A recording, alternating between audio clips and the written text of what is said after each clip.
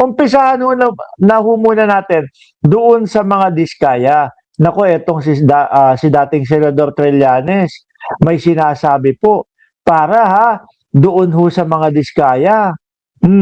Eto kung gusto nga naman talaga makalaya, kailangan makipagtulungan ho. 'Di ba? Sabi po ni dating Senador Antonio Trillanes, diskaya makakalaya lang kung ikakanta ang totoong backer sa Duterte administration. Bakit naman po nasabi ng magiting na senador yan, mga bossing? Kasi naman doon pa lang ho sa mga question and answer, doon po sa saan ba tawag doon? Doon po sa hearing ng Senate Blue Ribbon Committee, alam na alam po na iniilag na po at pinoprotektahan at ayaw madawit sa usapin po yung mga Duterte. Alam na po yung kilusan, galawan ho, mga kababayan. At di ba nga sabi din, 2016 nang simula po nang namayagpag ang mga diskaya sa mga flood control project. Sino po ba ang presidente nung mga kapanahunan na po na yan? 2016 ho. Di ba? Di ba dyan po namamayagpag yung dating Pangulo kasama sila Senator Bungo. Di po ba, mga kababayan? Diyan nga natin napansin siguro parang si Bungo tagadala ng mga pamunas ng pawis ni dating Pangulong Duterte. Kaya panahon na yan, mga bossing. Sabi ni Luis Arandaza Quijano, I think yung 51 billion budget sa Davao branch sa 7-Eleven at Magarang private resort daw ho. Basahin natin ho Etong Etong sinabi ng dating senador na si Antonio Trillanes IV, mga bossing. Sabi dito,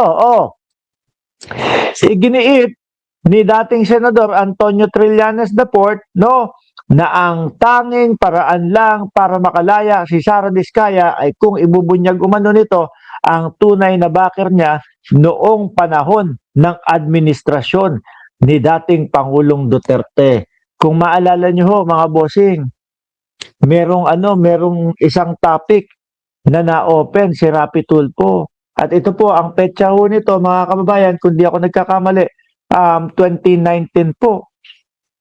Aba, si Marcoleta yung si Marcoleta yung pinaka-chairman ng Blue Ribbon Committee. Bigla pong kumambyo agad Bigla pong parang halatang-halata na ayaw madadawit, ayaw masasama, ayaw mabibilang po yung mga pangalan ng mga Duterte o yung mga panahon na nakaupo yung mga Duterte, mga kababayan. Di ba? Halata po, mga bossing. At ano ang pagmamalaki at pagyayabang po ng mga Duterte? Dati pa lang meron silang 13,000 flood control.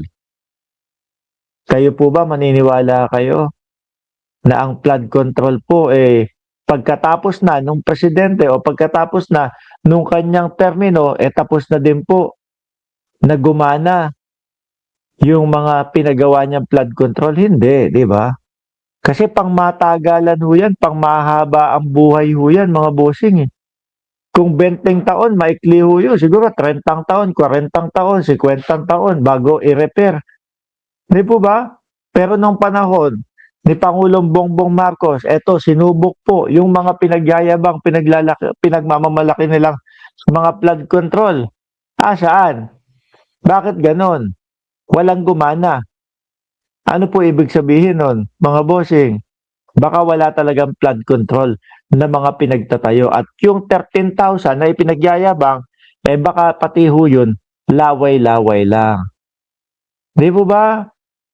Kung matandaan nyo, mga kababayan, gumawa ang Pangulo ng website para rektahan yung mga kababayan natin.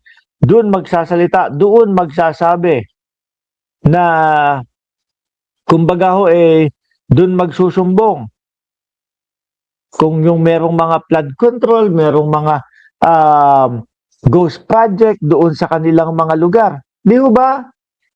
Mga bossing, ang daming nagsumbong mga kababayan. Pagkatapos ng pagsusumbong, siniyasat, tinignan, inimbestigahan. Ano yung karamihang nakita? Wala. Ni isang hollow block o ni isang buhangin ang nailagay doon sa lugar. Di po ba? Kumbaga mga bossing, blessing in disguise din po yung mga malalakas na mga bagyong dumating sa akin. Although nakakalungkot po, may mga nasa lanta. Kaya lang, dito, ang sabi ng Pangulo sali. Ang dami nating mga pinagawa na mga flood control. Bakit ngayon, binabaha pa din tayo. Ang daming pinagyayabang ng administrasyon ni Duterte na mga flood control. Tapos ni isa parang walang gumana. Lubog sa baha ang buong Pilipinas. At dyan na nga po isinilang, mga bossing Chipamo sir, yung pagpapaimbestiga ni Pangulong Bongbong Marcos sa lahat ng mga nasabing flood control at ang dami nga pong nakikita. Di ba? Yan naman po talaga ang kaumpisahan yan eh. No, diyan po nagsimula yan mga bossing. Kaya yung naratibo po ng mga DDS na sinasabi nila na si Bongbong Marcos ang pinaka-mastermind nito, ang hirap pong paniwalaan eh. Hindi ho natin maisip kung paano ikinunik o kung paano makonek ho nila mga boss Chipamo sir. Diba? Sasabihin nila, mastermind yan, si Bongbong Marcos. Samantalang siya yung nagpasimula nito. Ano yun? Ipapahamak niya yung sarili niya? Bibigyan niya ng nikatiting na laban yung mga kalaban niya? Kasi mga kababayan, kung ikaw ang mastermind ng isang bagay, pipilitin mo na nikatiting walang masilip sa'yo. Di po ba? Para kang naglalaro ng apoy. Kung gagawin mo na, sige, paimbestigahan ko nga to, kahit na ang alam naman kahit na ako naman talaga yung mastermind nito. Di po ba mga kababayan? Sa post sa kanyang ex account nitong Disyembre 21, sinabi ni Trillanes na dapat mapagtanto ni Diskaya na iisa lamang ang paraan para siya ay makalabas ng kulungan, ang sabihin umano ang katotohanan kung sino ang tumulong sa kanya para makakuha ng 200 bilyong halaga ng mga proyekto ng gobyerno. Sabi daw si Bongo daw di ba? Sabi daw ang naging backer daw si Bongo di umano mga bossy. Ngayon na nakakulong si Diskaya, dapat niyang ma-realize na ang tanging paraan lang para makalaya siya ay kung sasabihin niya ang totoong backer niya nung Duterte administration. Kaya siya nakakuha ng 200 billion worth of projects. Kung maalala nyo ho, mga bossing, CLTG daw. Di ba?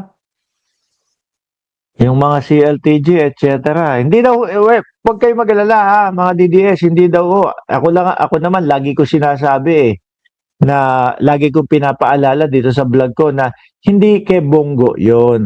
Medyo kapangalan lang po nung Christopher Lawrence Tesoro Go yung CLTG ho. Siguro nagkataon lang ho mga kababayan na na sapat o sakto doon sa pangalan niya. Di ba? Champi Tuti, shoutout sa iyo. At Caroline Makino at Luisa Aradaza Quijano. May kinalaman ba si Little Girl sa pagtago ni Kalbo? Yan ang tanong ho, mga bossing. Ngayon, ang warrant ay kaugnay ng mga kasong graft at malversation na inihain laban sa kanya sa Siyam na iba pang Office of the Ombudsman para sa 96.5 milyong ghost flood control project sa Davao Occidental. Kala ko pa naman maayos, matino ang Davao.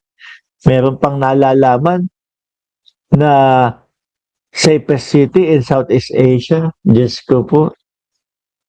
Ngayon mga bossing, alam nyo ang ginagawa ng mga DDS? No? Yung mga DDS at yung mga sangkot o yung mga nasasangkot at napapabilang po yung kanilang mga pangalan sa mga flood control